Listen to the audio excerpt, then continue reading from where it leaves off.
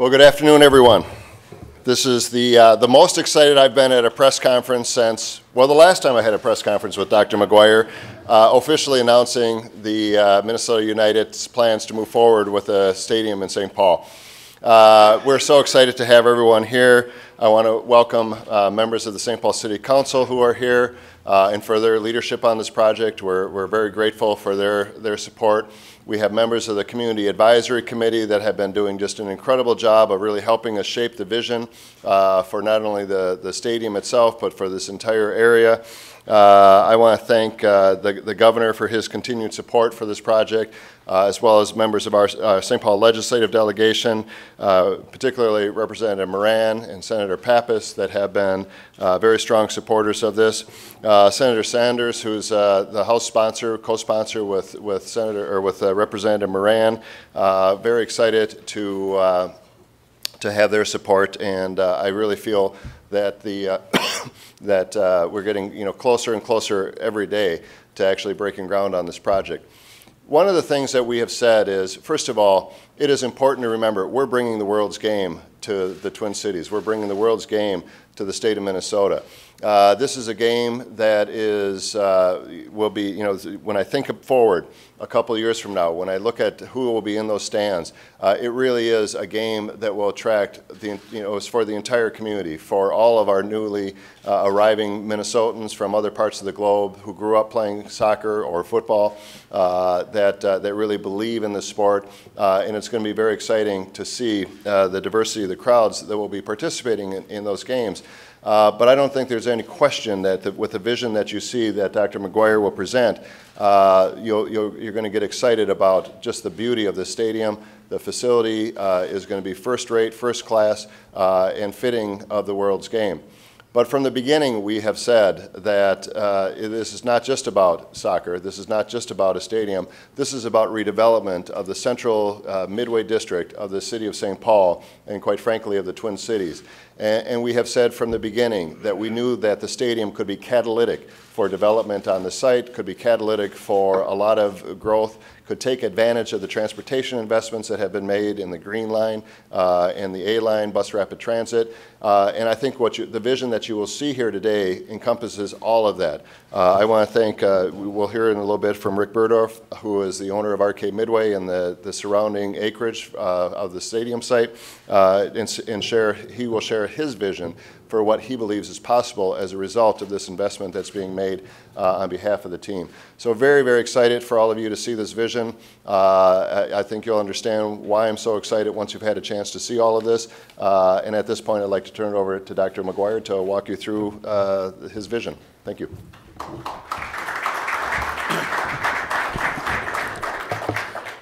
Thank you all for joining us today.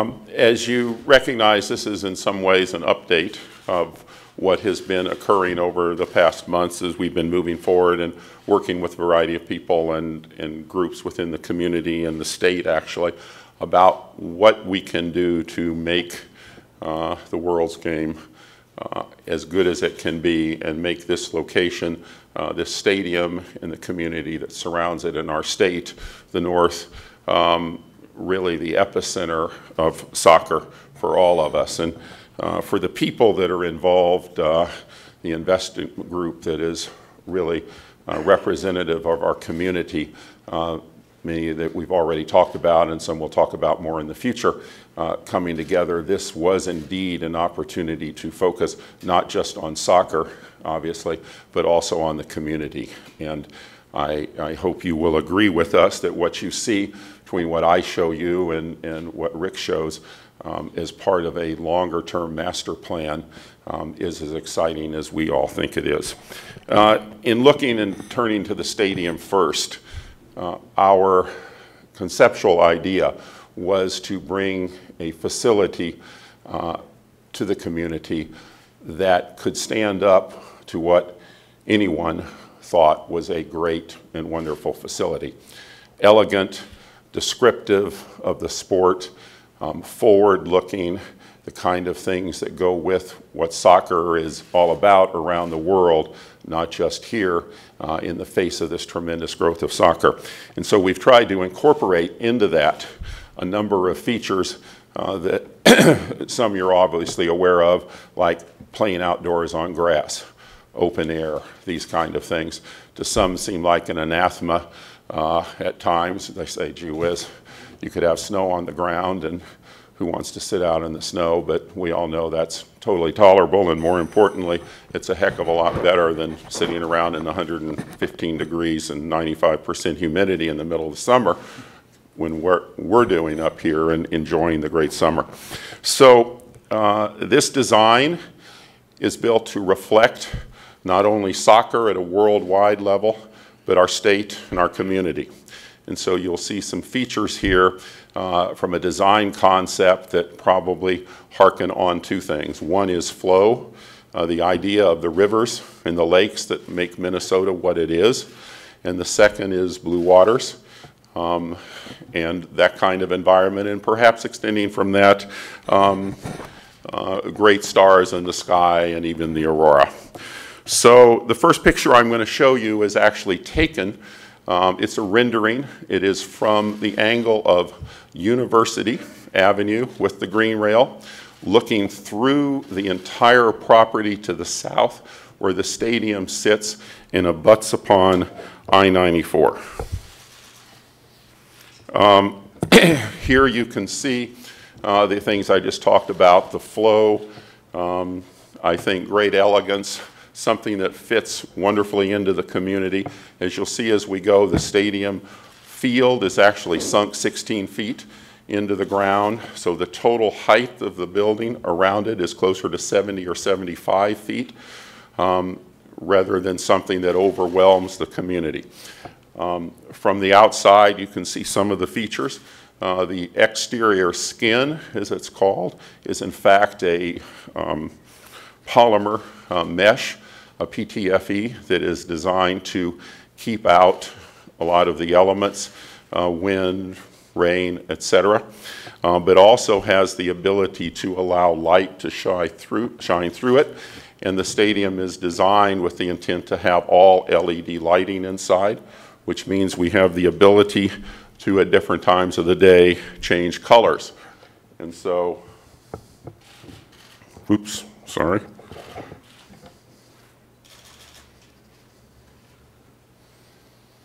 So first daylight, second twilight, and here, hard to see from here, but you can see some of the blue and green, and there are many different colors that can then be brought in. And this harkens around the world to the great stadium in Munich today, Allianz Arena for Bayern Munich, which has a different color depending on whether the national team is playing there or Bayern Munich. But other than that, not much else like it. A few other pictures. Here is an angle looking at one of the main entrances, which is actually on the northwest corner. So we're sort of looking back to the east. You can see a main entrance down here at street level. Again, how it might look a little different depending on what lighting is used. Similarly, from the other side, where you can see during the day the sunlight shining through a bit. It's not like a window, but in fact allows some lighting, and you can even see a little bit of the infrastructure inside, or done differently in the evening, in this case in the blue-green tints. And here is the north facade, which looks at a large green lawn, which we'll come to, in fact, two large green plazas extending back to University. So this complements what you saw in the first picture, where we're looking down from University to the stadium. This is now starting to look back more to the northwest. And here is a view from I-94 driving west.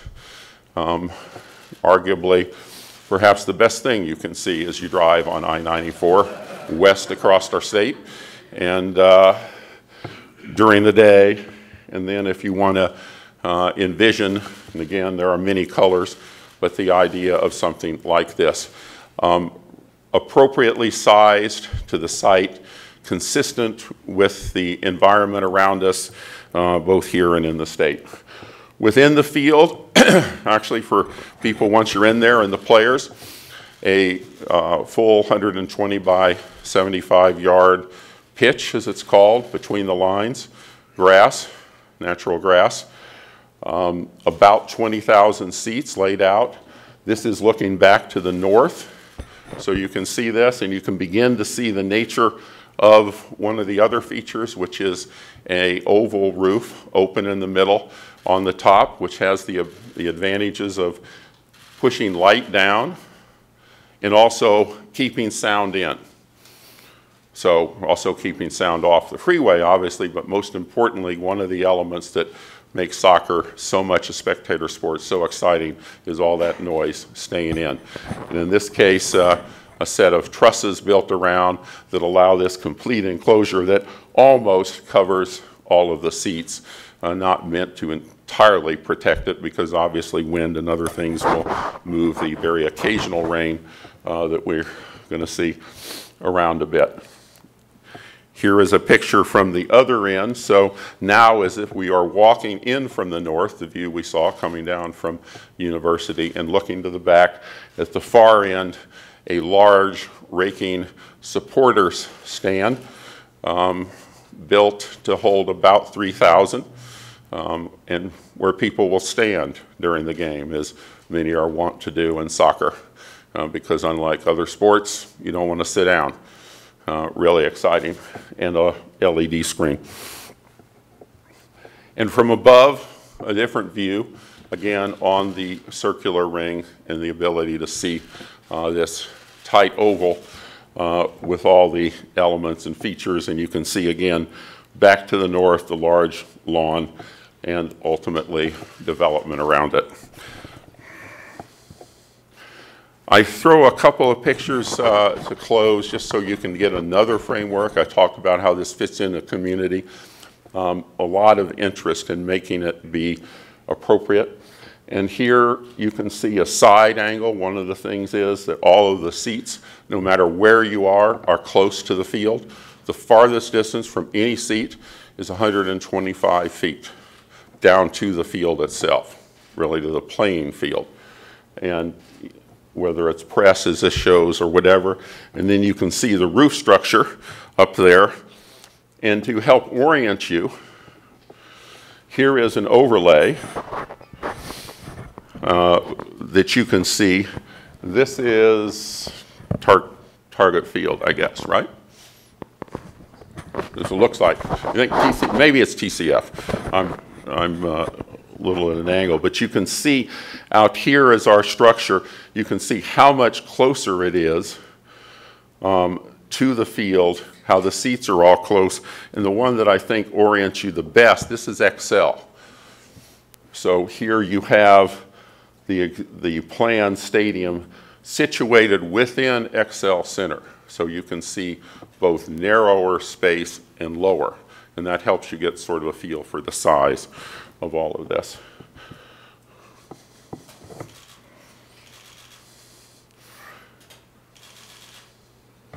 So that's what we are embarking on. Things yet to do, tweaks to be made, obviously. There will be some adjustments. This is, we said, about 20,000 seats. Looking forward to moving into it February, early March at the latest in 2018.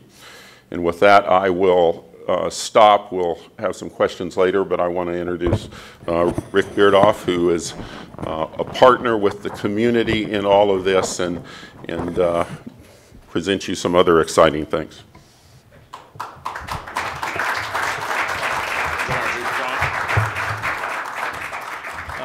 With me today is John Clifford. John is with S9 Architecture out of New York. He's been integral in working with Bill and myself and the architects for the stadium in doing this master plan. So John will present some of the things that you'll see today, and I'll present some as well. So I've been, our company's name is RD Management. We've owned the Midway Shopping Center since 1992, so we're not new to the community here. And we're very excited about the opportunity to redevelop not only our site, but what's been referred to as the super block. As many as you know, about a year or so ago, maybe 2 years ago, we embarked on a TOD study that was put together by three parties, the city, the Met Transit, and ourselves, where we studied the superblock and projected out what we could develop on this site jointly. And that study resulted in some ideas of what we could possibly do on the site, but it was needed some type of catalytic event, catalytic use to turn this property around. And over the years, there's been some interest from Dr. McGuire about the site for a soccer stadium, and the timing of things has just developed properly, where we've put together this master plan in conjunction with the soccer stadium. And so today I'm going to run through with you some of the ideas and what we plan to show on the site. So let me just take you through here. First photograph is the existing conditions of the site. The site is about 35 acres. It's bounded by University, Snelling, St. Anthony, and Pascal. And you see the L-shaped Midway Shopping Center there. And on the top right is the former bus barn that's owned by Met Transit. As I mentioned, the entire site is 34.4 acres. Our company, which is RK Midway, we own 24.6 acres of that, and the Met Council owns 9.8 acres of that site. When we started to design the master plan that incorporated the stadium, we've worked very closely with many of the members of the community, the civic groups, as well as with the CAC, which has been formed since we started doing the master plan study. And there have been certain design principles that we wanted to implement into the project that was be the guidelines for our master development. And some of these things are, and this is not necessarily order of priority, but of importance. We wanted to make this a mixed-use facility, something that's where it's not just a retail shopping center here. We wanted to have the multitude of uses, including retail, which we have now, but office, residential, hospitality, hotels, entertainment in the form of movie theaters, bowling alleys, cinemas, and health clubs. And our idea was to make this place somewhere it's a 24/7 activity. So there's workers there during the day, there's people there in the evening, people are going to come to eat here, to enjoy themselves, and it was important just to change the perception of what the Midway Shopping Center is, which is a single-story, 300,000 square foot shopping center.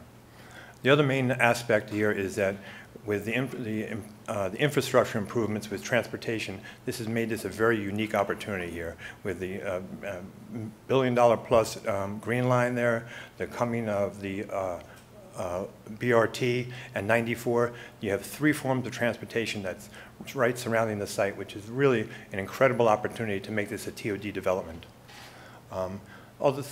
Three other things that were important to us is that we want to create a urban street grid here. What we have here is just a sea of asphalt with almost actually no green space on there. We want to create a grid system there where there's many streets and keep these streets active, that people will be using these streets on a daily basis. Another aspect is we wanted to make sure that there is green space here. As I mentioned, there is actually no green space here, and you'll see in the plans coming here, we end up having about 8 acres of public space, no development on it, just green space. And the final aspect of our principles was to sustainability. Not only this project is an urban project, it brings some challenges with stormwater, but also in terms of building materials, making it a green building, LEED certified. So these were our guiding principles in setting forth the master plan.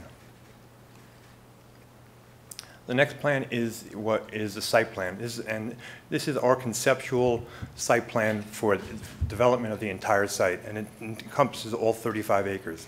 Now, this is a project that will be phased. It will not be done all at once, but as part of the environmental review process, you need to show what the full build-out of the entire project would be. So you see here that's the 34.5 acres site, and you'll see there's different uses that we project for different portions of the property. Now, where those uses will ultimately be, whether the office will be where we say it will be, where residential will be, those are subject to market conditions, and those things might change. But the uses that will be on the site will encompass all those. So though office is shown at the TOD hotspot where University and Snelling is, maybe the market conditions put it on the side where the residential is, where Pascal and University. So these are subject to modification, what the based on market conditions. But as you see, what we project here is that on the corner of University and Snelling, we project office buildings, and adjacent to it is a cinema. If you're going further down Snelling, you have a fitness club or health club with, adjacent to that would be an office building. Further down Snelling is offices, and at the corner of Snelling and St. Anthony, we have some open space which is entitled United Championship Avenue, Plaza. Moving forward to the right-hand side, you have the soccer stadium that Bill has described, and then just adjacent to that, heading towards University, is our largest open space there, named Midway Square and Victory Plaza. And those are just grassed areas, landscaped, very important aspect for our development in terms of bringing vitality, regular use to the facility. The stadium's only going to be occupied a set number of days per year, so we want to make this inviting to the public, where that people would come down, members of the community, and use the facility. Adjacent to the open space, we envision the residential uses on the corner of Pascal and University. Heading down Pascal, we envision a hotel use, hospitality, of two separate hotels. And finally, at the corner of Pascal and St. Anthony, some additional open space that might also be used for game day parking on surface parking. So an important thing to remember, though these are the uses for all these particular locations, on the ground floor of all these buildings is retail space. The shopping center comprises about 330,000 square feet. And an important aspect of this project for us was be able to provide enough retail square footage for all of the existing tenants that are in the shopping center today. So they could, if they want to partake in the revitalized project, there would be space for them. I've met with many of the retailers, either individually in a joint meeting. There's some excitement, of course, some nervousness about what the future will hold, but as I've spoken to all of them, there's spaces for all of them to participate in what the future redevelopment would be. This is an aerial view of what our envision the site to look like at full build-out. As you can see, as you compare it to the initial slide that showed the existing conditions, quite a transformation. The uses correspond to the uses that I just went through on the prior page.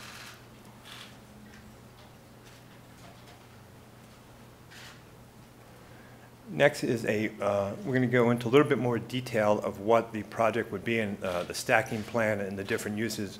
And for this portion of the presentation, I'd like to have John Clifford of S9 give you a little bit more response.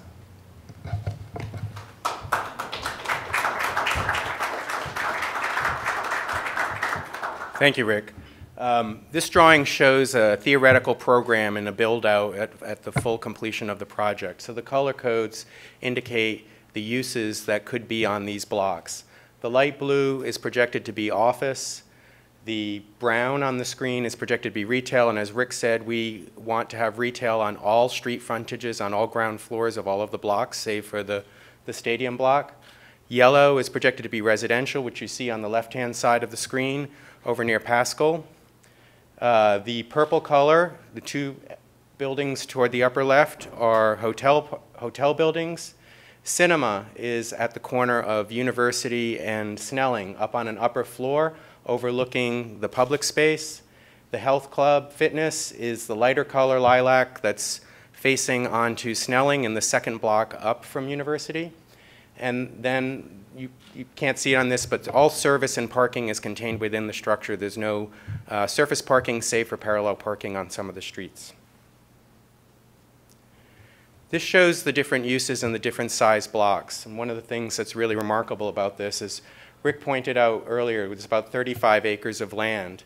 The development blocks are 11.4 after we take out the public space, the streets, and the stadium. So the largest public space is 3.4 acres, the one that's off University that we have the 2 squares. That's about 1.5 times the size of Rice Park right out here. So it's a very large civic space. Again, as Rick said, all sides of the streets are bound by either restaurants, entertainment, or retail, so we really envision that public space to be active during game events and non-game days as well, using that space and keeping it active through all 4 seasons. These are just some of the existing views of what the site looks like now, and I'm going to follow it with some quick sketches of how this would look and transform the streets around the neighborhood, not just within this block as well. We wanted to integrate this development into the surrounding community as much as possible, which means transforming Snelling, Pascal, and University as well. This is University at Pascal looking west right now. And here it is proposed after. Those would be the residential buildings in the foreground, and in the background is the corner of University and Snelling with the office building. This is Snelling Avenue at Shields Avenue looking north towards University. Shields Avenue is right on the left. And this is proposed. If you recall from the plan, we had all of our office buildings lined up along Snelling. We view this as a corporate address, but we really want to do street improvements on Snelling, giving it a boulevard effect with wider sidewalks, street planting, integrating the BRT, and having restaurants and stores facing Snelling. This is a view looking straight in from University at the Rainbow Foods. And in that same place would be the great public space, the 2 lawns, and the stadium in the background. Residential would be on the left of this drawing. And here is an aerial. This is from the corner of University and Snelling, looking toward the southeast. And from this same point, which would really be like the roof of the cinema in the plan, you'd be overlooking the open space, looking at the residential. The hotel would be in the upper right, and the stadium is in the far right. We really wanted to also look at how we could transform the public realm, as I said, not just within our development, but on the perimeter of the development. So we're looking at how we can improve the streetscape of Snelling Avenue, which is a proposed section on the upper left, and an example on the right, where how we can have broad sidewalks, nice planting areas to protect pedestrians from traffic, and then active storefronts along the street. Same thing on the smaller streets inside, a lot of green space even outside of the parks, but in the streetscapes themselves. Parallel parking wherever we can get it to do traffic calming.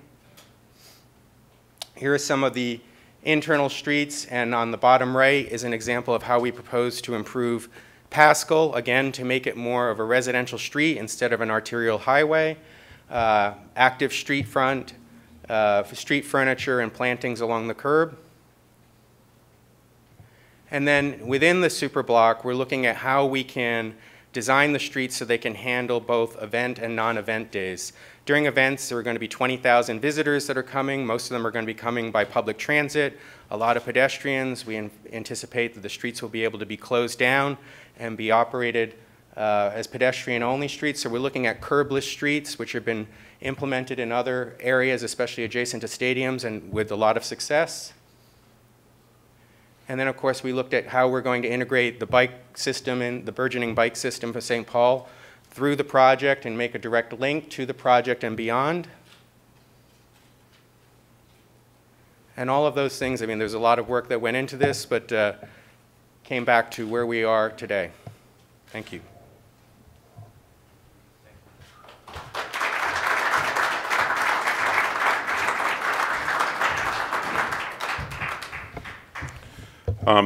We'd be happy to take a few questions. Sir.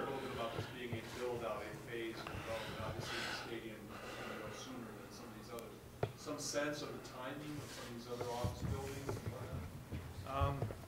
buildings? You're correct. It's going to be a phased development. So, and the length of time that the build-out will take is dependent on so many different things: the market conditions, the demand, the existing tenant leases at the shopping center. So, clearly, the initial development is going to include the stadium, and the earliest phases will be those uses along Snelling Avenue between Snelling and University, the corner.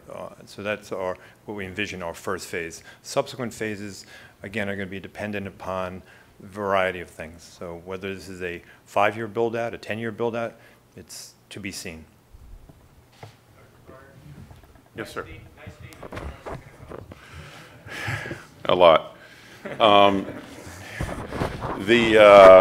We don't have all the final things, and that's one of the things we've been working on, is to try to look for places to not back off from, but also make sure we're not doing more than we can. But I think it's safe to say that this is now $150 or more million. And that's separate from all the money that Rick will be putting into the development. And obviously we're doing the best we can to try to co-join these, because the vision has always been to make this a community, a stadium that advances and enhances the community, but also becomes part of the fabric. And so you'll see both of these going on. But definitely 150 more. Yes, sir. For those tenants that are in that strip mall, have there been conversations with them, and then what's the future for those tenants that already have space there right now? I think I mentioned earlier, yes, there has been conversations. We've had at least one group meeting where all the tenants were invited. Not all of them attended, but the philosophy is that all tenants that have a lease there, those leases will be honored. If some of those tenants would like to facilitate a move to being part of the first phase, an earlier phase, we'd like to accommodate them. We're going to start getting into more detailed discussions as to timing, who would be located in what future spaces, but all lease obligations will be honored. But I think in the meeting there was a general sense of excitement that you're going from a density of 335,000 square feet, single level shopping center, to definitely a more dense and more traffic, and which would help their business and hopefully help their bottom line. Sure. Yes. For Mayor Coleman. Mayor Coleman, how much are taxpayers going to have to pay for infrastructure improvements? And I noticed there's no parking ramp, so there's not going to be, the city's okay with that as well? So those are two questions. Why no ramp, and how much for taxpayers? Well, I think if you look at the vision that Rick has laid off, there's plenty of parking infrastructure in the development that he's looking at. It was all kind of contained within those buildings. And that has been one of the principles that we've gone into this, which was to say that we believe that the work that we're investing in, whether it is the street infrastructure, the stormwater, any of those things, serve the broader purpose of the redevelopment of the entire site. And I think that that's what we're going to continue to see here. And so, we're not building a parking ramp solely for the soccer stadium. We're building a parking ramp that serves the tenants and the customers of what Rick is planning on building out. So we haven't completed our parking study. We have a traffic management study that will also be conducted as part of this. So we'll have a better sense of exactly how many spots we'll need to serve the stadium. But what is more important is the facilitation of the development of the rest of that site. We are kind of in the process of putting all the numbers together in terms of what the public infrastructure will cost on this one.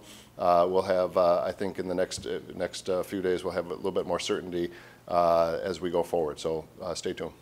So we don't know how much you don't have an estimate as to what it might be? I'm not prepared to give that at this time. Rick, I've got a question for you. Can you characterize developer interest in this site? I know there's been a few local developers who said they want in. I have spoken to some local developers. One of the companies that I have a relationship with that we're working on the office component there is United Properties. United is a well-respected name in town. Working with them in the office component of it. Can you characterize what's happened already and what's to come in that partnership? We have been talking quietly with some prospective users for the office component. The office is an important aspect of the project. In terms of full-scale marketing, we really haven't done that yet because we were working on the master plan, and until we can show people our vision, it's not something that we've been pushing hard on, but with the announcement today and the unveiling of the plans, we will be actively marketing with potential users. Mr. Rudolph? Sure. Could you just, maybe I missed the number, but did you say approximately how many square feet of office space, retail space, and like housing units? I didn't, but I can give you some ideas. The existing shopping center is, like I said, about 330,000 square feet, anticipated between the ground floor retail of all the buildings and the cinema and the health club, approximately 400,000 square feet. The number of square footage for the office and for the residential is going to be based on market demand. Well, those renderings had some ballpark figures, or? They didn't. the ballpark, I would imagine, could be 500,000, 750,000 of office space. Again, but what's going to dictate, no one's building a spec office building here, or anywhere for that matter. So it's going to be based on an agreement from a user coming in to take, if not all, a substantial amount of a particular building. But there's been no exact square footage amount. Dr. McGuire, you talked about expanding the stadium.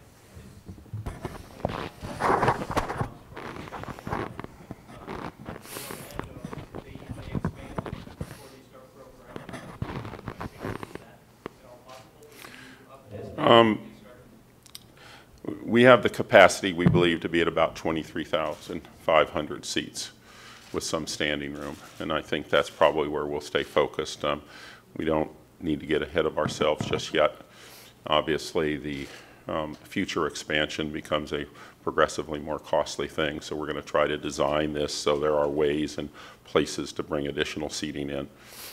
And, you know, once we accomplish what Portland and Kansas City and a few other places done, which is sell out every seat, every game, we can address some of that. But right now, that's going to be about the limit, 23.5 plus standing room. Yes, sir. Coleman again. Mayor Coleman, I know this site's not on property tax rolls right now, but between this site staying off the property tax rolls and the Saint Stadium staying off the property tax rolls, how much money is that out of your general fund and funding for schools down the road? How much are you going to be potentially? Well, I think the right question to ask is how much of an increase in the property value will we see as a result of what Dr. McGuire has laid out here and what Rick has laid out here. We have a property that has the potential to have 10 or 12 times the current value when we see the full build out of what we have here. And quite frankly, but for this, there is very little chance that we would see that kind of increase in value. So the increase in the market, the taxable value of this property will be quite substantial over what we have today and what we would otherwise see but for this catalytic development on this corner. I think Fred over here, and then we'll come back, Jim. Can you just kind of reiterate what it will look like in 2018? I mean, you'll have a stadium, you'll have 2 of the 4 parks, or all 4 Well, spaces? again, this is always the problem of trying to show ultimate vision. Much of this is staged based on who comes forward. Our interest has always been, after meeting with community members, the CAC and others, making sure that we establish a grid, a platform upon which future development can grow in a controlled and an intelligent way that makes a great community. So I would say for the beginning, we would hope to have at the very least the stadium, the 2 green spaces leading out to University, 4 acres or more, and at least some of the street and sidewalk infrastructure that surrounds those and all the infrastructure, plaza and streets that surround the stadium. And that will at least facilitate those things. As Rick pointed out, he has existing buildings there with existing tenants, and the determination of what happens there will be predicated on what those people elect to do, what they want as this thing is going on around them. So I think at the very least we're going to see the green space and the stadium. And as an aside, Rick and I have both said that we want to be responsible for building out that green space and making it the kind of lawn and place that will be really great. Brian? But you can't have Rainbow Foods there and build those things. You have to tear it. There will be some pieces that will be brought down, and that's part of negotiations that Rick will have in the area. Seeing that the cost has risen, and speaking about it for a while, are you looking for new investors? Do you know what you already have, or will everything be out there? Yeah, we really don't talk about that. Let's say that there are a group of people within our community that are stepping forward to make this a reality. The group is larger than has perhaps been made public at the wishes of those people, and that's the way it will stay. And I am confident that given the commitment of all of these people to this community on a long historical and future view, that they will come together. We will all come together in this partnership to make this happen. Yes, sir. Question for you. I know that recently MLS has asked to change the name of United. Yeah, I've read those reports, and we'll deal with issues like that as soon as it's announced that we're finalized when we enter MLS. But today the focus is right here, and I think that's where we should keep it. Going back to the stadium and the materials and the look of it, is that, again, could you describe that a little bit about the materials you use? Right now it almost looks kind of translucent, but I think we'll be able to see through. The rendering technology is pretty impressive, but it is translucent, but it has the ability, there's enough light in it that you could see some of the interior if the light is just right on the other side. But it is not something that's problematic because it's transparent, and all the issues that go with large transparent spaces. The light rail station down at Target Field was built for big crowds, to handle big crowds. Is this light rail station capable of handling that? If not, I'm not a technical expert on that. As I said, you have a group of people coming together to put an exciting thing in this location, and based on our conversations with everybody involved to date, they are also very excited, and I think we'll come together and people will do their respective pieces if there needs to be a bigger light rail street. I have no idea yet. We're 2 years off from that. There hasn't been a traffic study yet that's being looked at. Mayor, do you know what that's going to have to be modified? I think Bill just answered the question. We don't know. No, we don't know. Mr. White, who's going to build the stadium, who's going to decide who builds it, and who's going to name it, and what's it going to be called? The group of people that include myself, our family, the Pollad family, Binger family, Glenn Taylor, his family, others that we have not made public yet will all be part of the people that are paying for this stadium. We will build it, and then we will turn it over to the city to their ownership. It will be named. We don't know who. It's hard to have a conversation about naming until you have a conversation about what it's going to look like.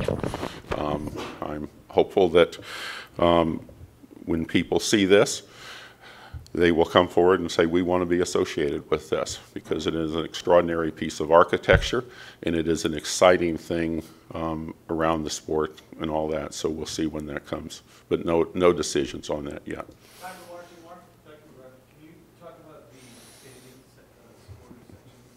It's going to be on the north end. South end.